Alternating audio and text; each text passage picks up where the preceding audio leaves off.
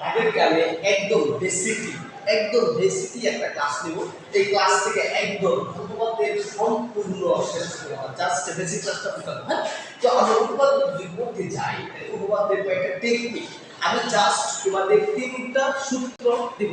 এই তিনটা সূত্র দিয়া তোমাদের কাছে যে কোনো নিয়ম তোমার কাছে যে কোনো নিয়ম উপপাদ্য আসুক না কেন, তিনটা সূত্র ব্যবহার করে উপপাদ্য সলভ করতে হবে। ঠিক আছে, তো আমরা উপপাদ্য বেসিক যেতে চাই, তাহলে আমাদের যে উপপাদ্যের যে মূল বিষয়গুলো এগুলো হচ্ছে তোমার ত্রিকোণমিতি নিয়ে আলোচনা করে। হ্যাঁ, তোমরা যারা মূলত এইচএসসি তে, এসএসসি তে এবং ক্লাস 8 এ ক্লাস 9 এ যারা আছো তাদের জন্য সবচেয়ে গুরুত্বপূর্ণ ক্লাস হতে যাচ্ছে। তো আজকের ক্লাসটি হচ্ছে উপপাদ্য মূলত এসএসসি বেসিক ক্লাস। তো এসএসসি বেসিক ক্লাসে আমরা সাধারণত আমরা কি চিনি, এটা কি একটা আমাদের এটা হচ্ছে একটা কি বৃত্ত, এটা কি একটা বৃত্ত যার ক্ষেত্রফল আমরা জানি 360 ডিগ্রি। তো এই যে বৃত্তে এই অংশটুকুকে বলা হয় পরিধি। এই অংশটুকুকে বলা হয় কি বলা পরিধি। তোমার একটা বৃত্তে এই অংশটুকুকে বলা হয় এই যে জাস্ট এই উপরে রেখাটাকে, এটাকে বলা হয় পরিধি। দেখো এই ভিতরে যে ফাঁকা স্থানটা, এই বৃত্তের ভিতরে যে ফাঁকা স্থানটা, এটাকে বলা হয় তোমার কি ক্ষেত্রফল।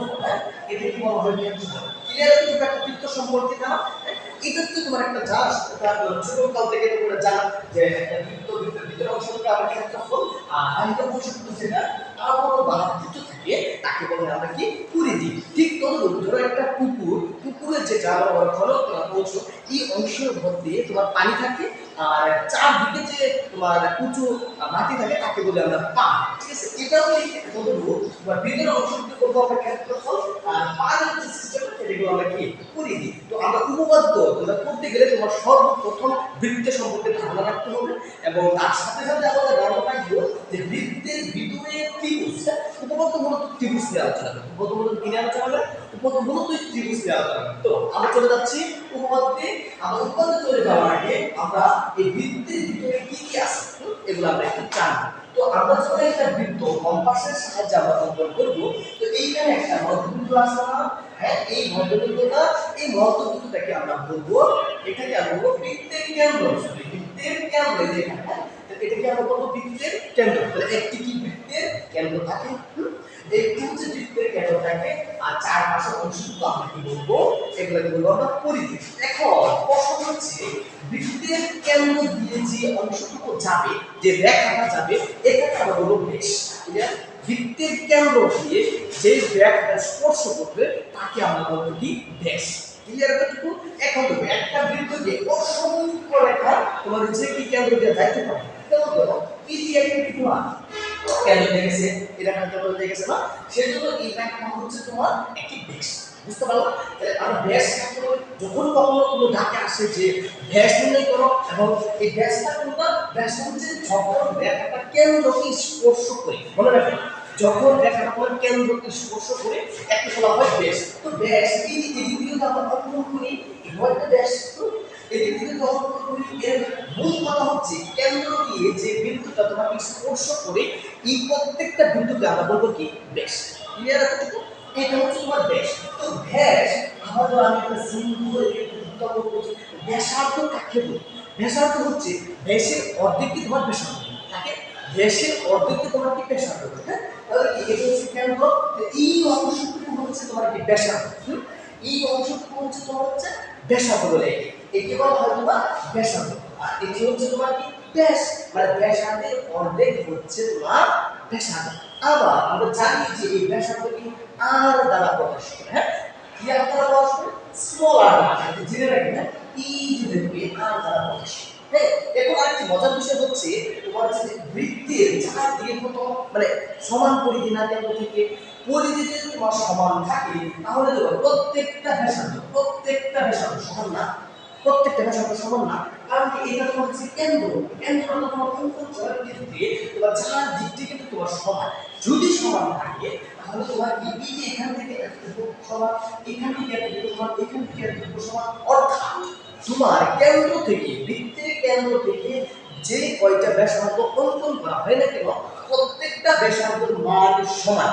ক্লিয়ার? এতটুকু ক্লিয়ার দিলে হবে। তাহলে আমি আগে বলি যে কেন্দ্র থেকে যে ব্যাসার্ধ বা যে রেখাটা পরিধিকে স্পর্শ করে, এই যে পরিধি এই যে চারটি হচ্ছে কি পরিধি স্পর্শ করে তাকে বলা হয় কি ব্যাসার্ধ। এই যে পরিধি স্পর্শ করে ব্যাসার্ধ। তাহলে আমরা যা অঙ্কন করি না কেন এই যে তোমার এই যে ব্যাসার্ধ এই ব্যাসার্ধ কি বলা হয় ব্যাসার্ধ কি বলা হয় ব্যাসার্ধ। ব্যাসার্ধ কি বলা হয় কি তোমার ব্যাসার্ধ। আর এটা হচ্ছে তোমার কি ব্যাস। এটা হচ্ছে তোমার ব্যাস। ব্যাসার্ধ আর ব্যাসের মধ্যে হিসাবটা ক্লিয়ার তোমাদের। আশা করি এখানে আর ভুল করবে না। আবার বলি যেই রেখাটা কেন্দ্র দিয়ে যাবে সেটা হচ্ছে তোমার হচ্ছে ব্যাসার্ধ। যে রেখাটা কেন্দ্র দিয়ে যাবে সেটা হচ্ছে ব্যাসার্ধ। আর যে রেখাটা কেন্দ্র দিয়ে গেছে এই রেখার অর্ধেকটাই হচ্ছে তোমার সরি তোমার যে রেখাটা কেন্দ্র দিয়ে যাবে এই রেখা হচ্ছে ব্যাস। যে রেখাটা কেন্দ্র দিয়ে যাবে এই রেখাটা হচ্ছে ব্যাস। আর যে রেখাটা তোমার হচ্ছে কেন্দ্রের অর্ধেক মানে কি কেন্দ্র থেকে পরিধি পর্যন্ত স্পর্শ করে মানে প্রত্যেকটা রেখায় একটা ব্যাসার্ধ। প্রত্যেকটা রেখায় একটা ব্যাসার্ধ মানে ব্যাসার্ধের অর্ধেক ব্যাসার্ধ। ক্লিয়ার হচ্ছে এখন যদি ক্লিয়ার হয় তাহলে আমরা নেক্সট আরেকটা টপিকে যা কাকে বলা হয় যা।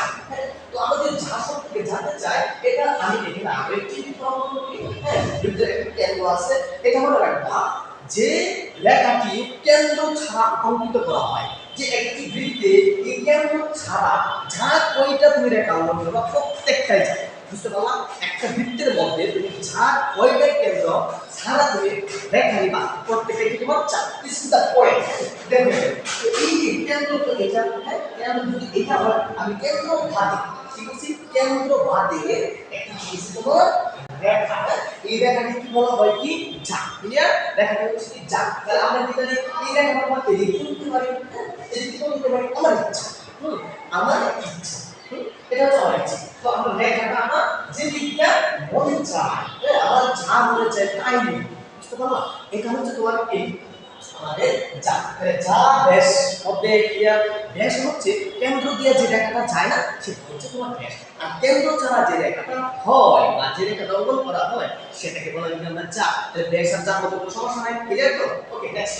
হ্যাঁ এখন আমরা যা ব্যাসার্ধ এবং কি ব্যাস সম্পর্কে আমরা জানছি। এখন আমরা জানবো এখন আমরা কি জানবো ধরো আমরা বৃত্তচাপ উপচাপ আর কি নিম্নচাপ আমরা করলে চাপ যে উপচাপ আর নিম্নচাপ অনুপাত দেখবা অনেক আছে। হ্যাঁ তো আমরা উপচাপ আর নিম্নচাপ সম্পর্কে যদি আমরা জানতে চাই তো আমি আগে একটা বৃত্ত অঙ্কন করলাম।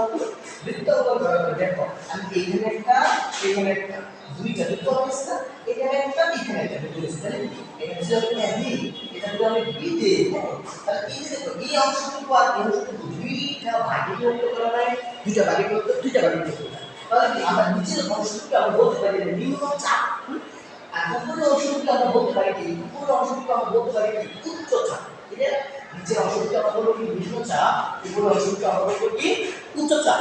ক্লিয়ার আছে তো একদম ইজি একদম ইজি। তোমরা জাস্ট খালি এই থিওরিটিক্যালি ফলো করবা দেখো উপপাদ্য একদম ইজি। উপপাদ্য মানে তোমরা মনে করো যে উপপাদ্য অনেক কঠিন কিন্তু না উপপাদ্য একদম ইজি। তাহলে এটা হচ্ছে তোমাদের চাপ জাস্ট উপপাদ্যে তিনটা সূত্র তোমাদেরকে দেখিয়ে দেবো যে কিভাবে উপপাদ্য অঙ্কন করবা। দেখো উপপাদ্য একদম ক্লিয়ার একদম ক্লিয়ার।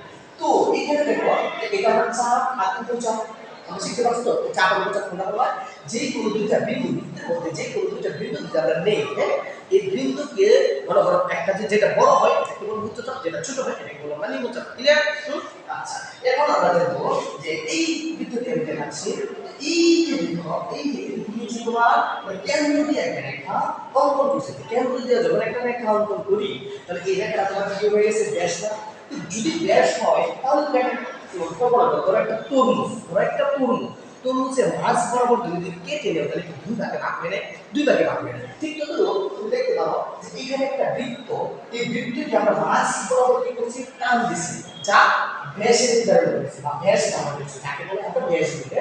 দেখো বৃত্তের এই অংশটুকু আর এই অংশটুকু বৃত্তকে দ্বিখণ্ডিত করে নাই বৃত্ত কিন্তু দ্বিখণ্ডিত করছে আলাদা আলাদা থেকে বৃত্ত অঙ্কন করা হচ্ছে। এইখানে এই যে অংশটুকু এই অংশটুকু আলাদা আলাদা কিন্তু আলাদা আলাদা আলাদা আলাদা ক্ষেত্রে তোমার বলতেছে যে এটা আসলে আমি যদি বৃত্ত করতে হয় একটি সরল রেখার মান বা একটি সুদা সরল রেখার মান হচ্ছে 180 ডিগ্রি। তোমার একটা মান করো বুঝতে পারছো একটা সরল রেখার মান হচ্ছে 180 ডিগ্রি। আমি কত ছোট থেকে দেখিয়ে দেবো হ্যাঁ কিভাবে 180 ডিগ্রি। তো ধরো এই সরল রেখাটা এটা যদি ধরি আমি এটা যদি ধরি আমি এটা যদি ধরি বি ঠিক আছে যে ও তাহলে এ ও বি একটা কোণ হ্যাঁ তোমরা বলতে পারো যে সরলরেখা কি কখনো কোণ হয় হ্যাঁ কোণ হয় কারণ কি এই সরলরেখার মান তো 180 সরলরেখার মান কিন্তু 180 দেখো আমি তোমাদের দেখাই হ্যাঁ দেখো আমি তোমাদের কি করি দেখা যাচ্ছে আমি ভিডিওটা মুছে দিচ্ছি হ্যাঁ দেখো এটা যদি একটা সরলরেখা হয় এটা যদি তোমার কাছে একটা কি সরলরেখা হয় তাহলে হ্যাঁ আমি লম্বকোণ করে এইভাবে তুলি লম্বকোণ করে না দেখবা চাঁদার মধ্যে দেখবা চাঁদা মানে এটা যদি লম্ব হয় একটা লম্ব করে 90 ডিগ্রি এটা এই যে 90 ডিগ্রি আর এই কোণটা হচ্ছে 90 ডিগ্রি 90 ডিগ্রি আর 90 ডিগ্রি যোগ করলে 180 ডিগ্রি তাহলে 80 ডিগ্রি তো হইছে এটা যদি 90 ডিগ্রি হয় এটা যদি তোমার 90 ডিগ্রি হয় এই দুটো যোগ করলে 180 ডিগ্রি না এই দুটো যোগ করতে 180 ডিগ্রি করে তাহলে এটা এ এটা ও এইটা যদি তোমার বি হয় তাহলে এই যে সরলরেখা এটা একটা কোণ এ ও বি একটা কোণ এটা সমস্যা হ্যাঁ তাহলে সরলরেখা কি হয়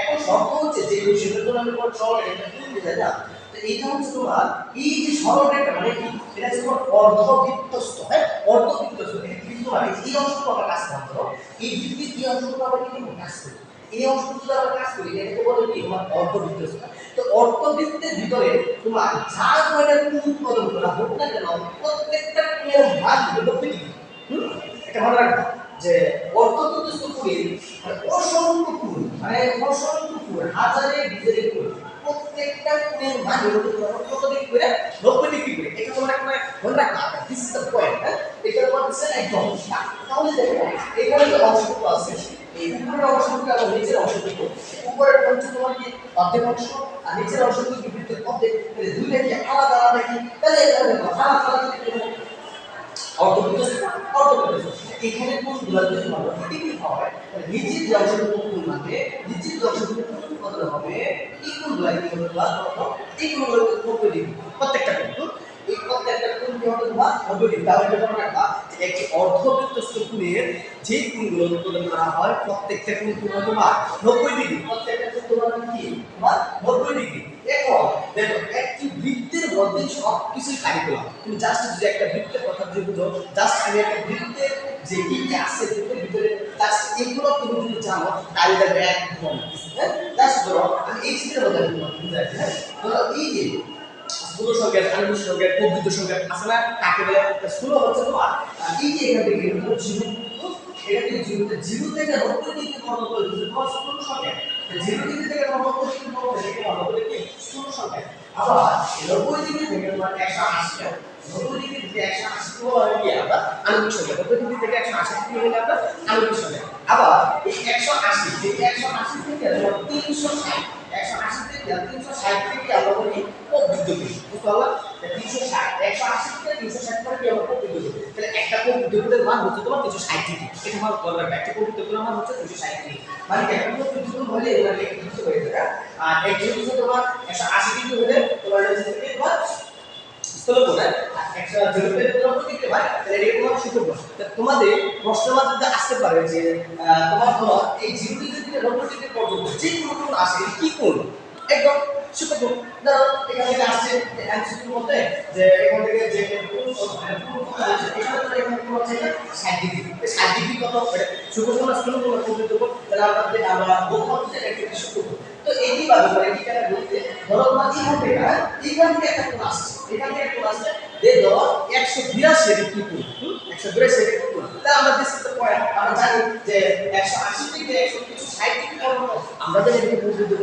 তাহলে 180 থেকে 360 ডিগ্রি কোণ যে কোণটা কত হবে এই কোণ হচ্ছে তোমার কি প্রকৃত কোণ মানে প্রত্যেকটা কোণ 180 থেকে 360 পর্যন্ত যে কোণগুলো আমরা ধরা হবে প্রত্যেকটা কোণ হচ্ছে তোমার প্রকৃত কোণ তাহলে তোমাদের এমসিকিউ মধ্যে জাস্ট দেবে একটা থাকবে কোণ শুধু কোণ প্রকৃত কোণ আর কোণ হচ্ছে তোমার স্থূল কোণ তো তোমার 180 থেকে তোমার 260 মধ্যে থাকে এগুলো তোমার হচ্ছে প্রকৃত কোণ মনে রাখবা দিস ইজ দ্য পয়েন্ট আচ্ছা আমি তোমাকে যে বিষয়টা বলছিলাম যে এসএসসি তে তোমার উপপাদ্য জাস্ট এসএসসি না ইন্টারমিডিয়েট যে কোনো অনার্স লেভেলের কোনো মাস্টার গুলো মানে সব ধরনের লেভেলে জাস্ট তিনটা সূত্র জাস্ট যদি তিনটা সূত্র তুমি মুখস্থ করতে পারো তাহলে দেখো তোমার তো একদম ইজি একদম ইজি জাস্ট উপপাদ্য তোমাদের কঠিন কেন বলো উপপাদ্য একদম তোমাদের ইজি ঠিক আছে উপপাদ্য তোমাদের জাস্ট আমি তিনটা সূত্র দিচ্ছি তোমরা তিনটা সূত্র সুন্দরভাবে খাতায় লিখে নাও এই তিনটা সূত্র হচ্ছে তোমাদের মেইন টু এই তিনটা সূত্র দিয়ে তোমরা কাজ করতে পারো যেমন আমি প্রথম একটা সূত্র একদম ইজি সূত্র বলবো মুখস্থ করবে না দেখো সূত্র হচ্ছে তোমার বাহু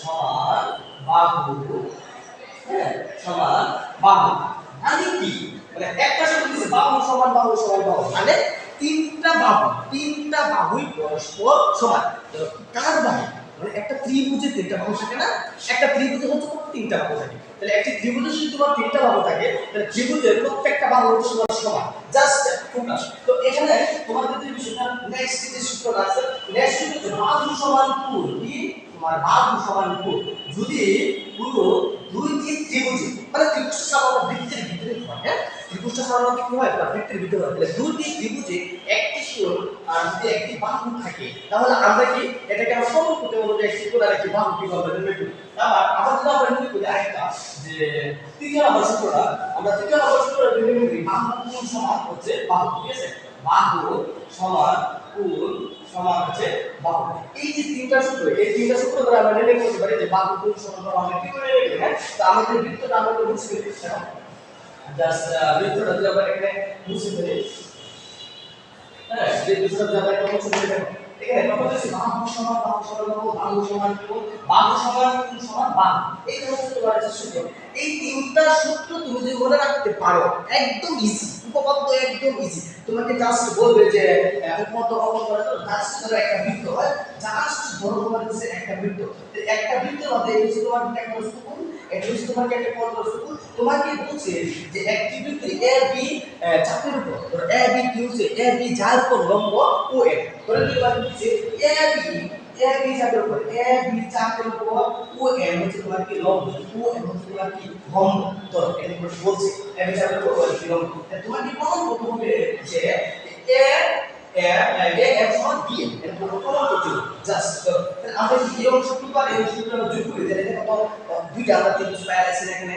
তোমার উপপাদ্যের উদ্দেশ্য থাকতে হবে তুমি দুইটা ত্রিভুজ প্রমাণ করবে ত্রিভুজের তুমি প্রমাণ করবে বুঝতে পারছো ত্রিভুজ আমি বলবো জাস্ট ধরো বাহু সমান বাহু এটা হচ্ছে তোমার যে এই যে ধরো এই ধরো একটা ত্রিভুজ এই যে ধরো বলেছে একটা ত্রিভুজ তাহলে দুইটা ত্রিভুজ এই ত্রিভুজের A B C Q R S এই ত্রিভুজে এ বি সমান হচ্ছে কিউ আর এটা হচ্ছে কি সমান এই ত্রিভুজের এ বি সমান হচ্ছে কিউ আর আবার এই ত্রিভুজের এটা সমান হচ্ছে এটা আবার এই ত্রিভুজের এটা সমান হচ্ছে এটা যদি আমরা তিনটা এই যে প্রথম সূত্র যদি আমরা যাই এই তিনটা যদি প্রমাণ করতে পারি যে বাহু সমান বাহু এই ত্রিভুজ হচ্ছে সর্বসম এই ত্রিভুজে তোমার যা মান নির্ণয় করতে বলবো আমরা তাই মান আমরা নির্ণয় করতে পারবো যে কোনো ক্ষেত্রে তারা যেভাবে প্রশ্ন করবো কেন আমরা যে কোনো বললে আমরা এই ভাবে আমরা নির্ণয় করতে পারবো বুঝতে পারছো তাহলে কি আমরা প্রথম সূত্র বাহু সমান আমাদের টার্গেট থাকবে পুরো বৃত্তে কলার ভিতরে বা বৃত্তের মধ্যে বৃত্তের সাধারণত ত্রিভুজের মধ্যে থাকে ত্রিভুজ তোমার দুইটা ত্রিভুজকে আমরা তিনটা বাহু যদি আমরা প্রমাণ করতে পারি এরা হচ্ছে তিনটা বাহু সমান